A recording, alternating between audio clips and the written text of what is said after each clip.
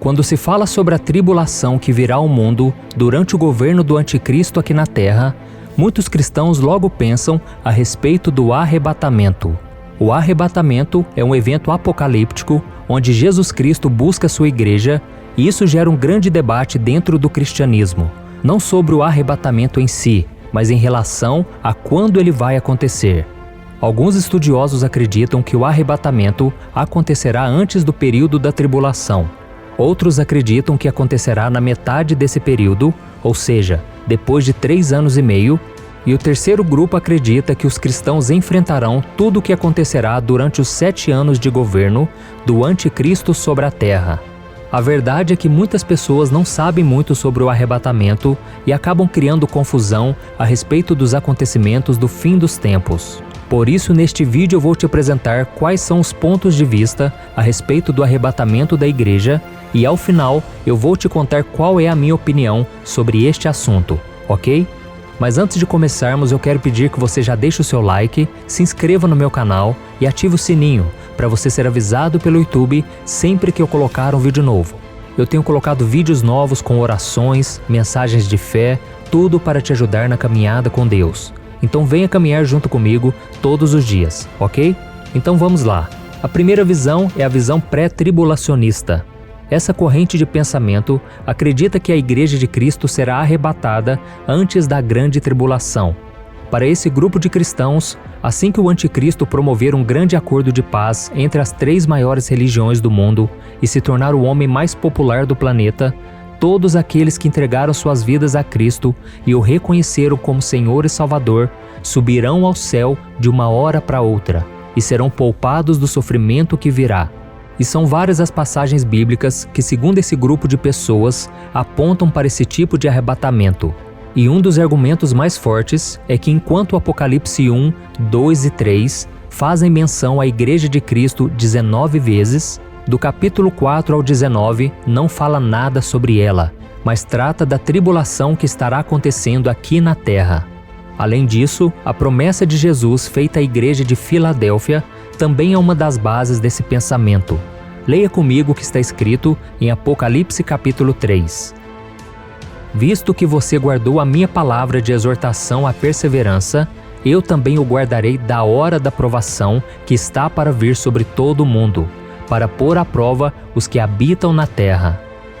Perceba que Jesus disse, eu o guardarei da hora da provação, e não na hora, ou seja, durante a tribulação. E o apóstolo Paulo também tem ensinamentos que apontam para esse arrebatamento antes da grande tribulação. Pelo menos 2 vezes ele fala sobre isso em sua primeira carta aos Tessalonicenses. A primeira no capítulo 1, versículo 10, e a segunda no capítulo 5, versículo 9. Nas 2 ocasiões, o apóstolo cita que Jesus nos livrará da ira que há de vir, pois ele não quer que passemos por esse momento tão difícil, mas sim que sejamos salvos. O apóstolo Pedro também mostrou que Deus livrará o seu povo desse período de julgamento, assim como ele livrou Noé do dia do dilúvio e Ló da destruição de Sodoma e Gomorra. Vamos ver o que ele disse. Deus não poupou o mundo antigo quando trouxe o dilúvio sobre aquele povo ímpio, mas preservou Noé, pregador da justiça, e mais 7 pessoas. Também condenou as cidades de Sodoma e Gomorra, reduzindo-as a cinzas, tornando-as exemplo do que acontecerá aos ímpios. Mas livrou Ló, homem justo, que se afligia com o procedimento libertino dos que não tinham princípios morais, pois vivendo entre eles, todos os dias aquele justo se atormentava em sua alma justa, por causa das maldades que via e ouvia. Vemos, portanto, que o Senhor sabe livrar os piedosos da provação e manter em castigo os ímpios para o dia do juízo. Outra coisa muito importante que os pré-tribulacionistas acreditam é que os israelitas não fazem parte da Igreja de Cristo, pois eles não o reconhecem como Filho de Deus. Por isso, eles passarão pela grande tribulação e aqueles que se mantiverem fiéis a Deus e se entregarem a Jesus serão perseguidos, mas serão salvos quando Cristo voltar com a sua igreja. Veja o que o profeta Zacarias disse que vai acontecer. Depois o Senhor sairá à guerra contra aquelas nações, como ele faz em dia de batalha.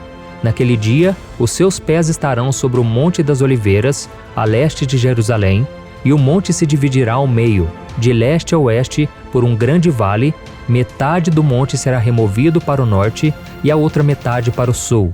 Vocês fugirão pelo meu vale entre os montes, pois ele se estenderá até Azel. Fugirão como fugiram do terremoto nos dias de Uzias, rei de Judá. Então o Senhor, o meu Deus, virá com todos os seus santos.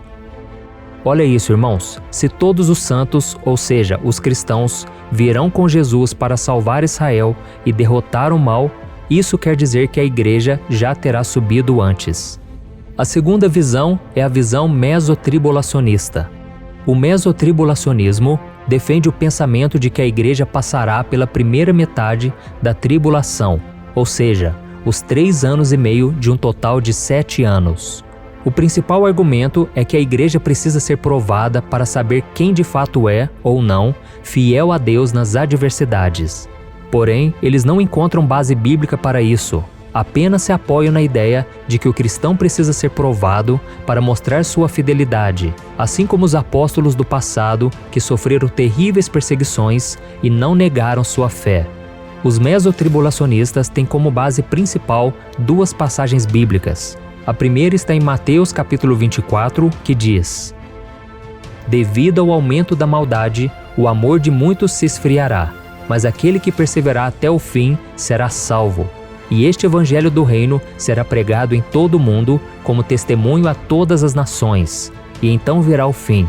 Assim, quando vocês virem o sacrilégio terrível do qual falou o profeta Daniel no lugar santo, quem lê entenda. E então os que estiverem na Judéia fujam para os montes. Quem estiver no telhado de sua casa, não desça para tirar dela coisa alguma. Ao usarem essa passagem bíblica, os mesotribulacionistas entendem que a igreja será perseguida pelo anticristo. Porém, devemos entender que o capítulo de Mateus 24, que se refere à grande tribulação, aplica-se principalmente aos judeus e não à igreja. E a segunda passagem bíblica que eles têm como base está em Apocalipse capítulo 11, o versículo 11 e o 12, que fala sobre as 2 testemunhas. Vamos ler. Então eles ouviram uma forte voz do céu que lhes disse: Subam para cá. E eles subiram para o céu numa nuvem, enquanto seus inimigos olhavam. Naquela mesma hora, houve um forte terremoto e 1/10 da cidade ruiu. 7.000 pessoas foram mortas no terremoto.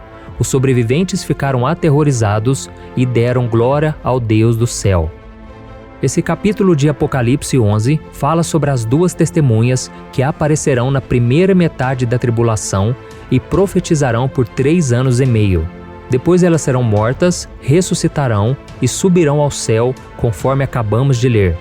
Para os mesotribulacionistas, é nesse momento que a igreja será arrebatada. Porém, esta passagem mostra claramente que somente as 2 testemunhas serão arrebatadas. E a terceira visão é a visão pós-tribulacionista. A principal ideia dessa corrente é que a Igreja de Cristo não será arrebatada antes ou durante o período da grande tribulação, mas que ela passará por todos os sofrimentos previstos na Bíblia durante os 7 anos que antecederão a volta de Jesus e o juízo final. Essas pessoas também acreditam que, por mais difícil que seja, os verdadeiros cristãos suportarão toda a dor nesse tempo, graças ao poder e à misericórdia de Deus. Eles defendem que o arrebatamento acontecerá no final, ou perto do final, da grande tribulação. A igreja irá encontrar com Cristo no ar e em seguida retornar à terra para o início do reinado de Cristo. Em outras palavras, o arrebatamento e a segunda vinda de Jesus para estabelecer o seu reino acontecerão quase simultaneamente. Os pós-tribulacionistas acreditam que a grande tribulação não se trata apenas da ira de Deus contra os pecadores, mas também a ira de Satanás contra os santos, que é a Igreja de Cristo.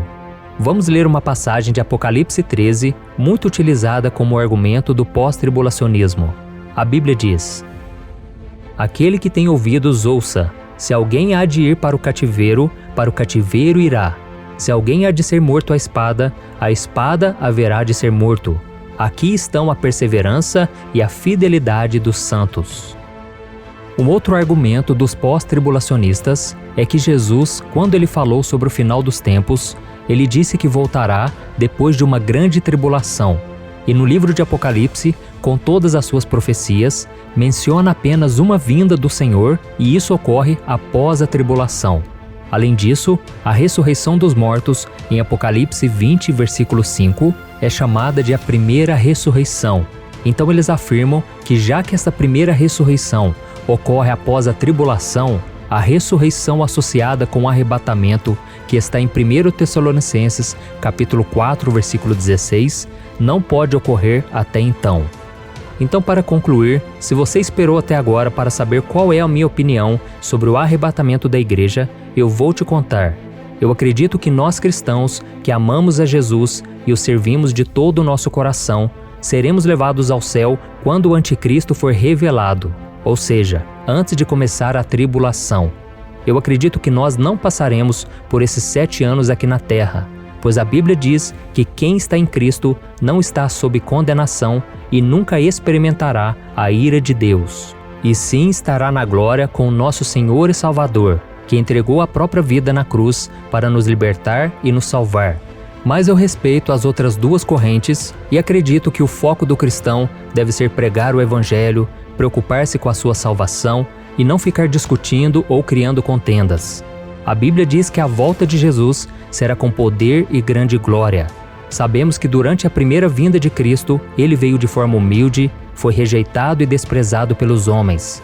Mas um dia ele voltará como Rei dos Reis e Senhor dos Senhores. Neste dia, o mundo inteiro verá e saberá quem realmente Jesus é.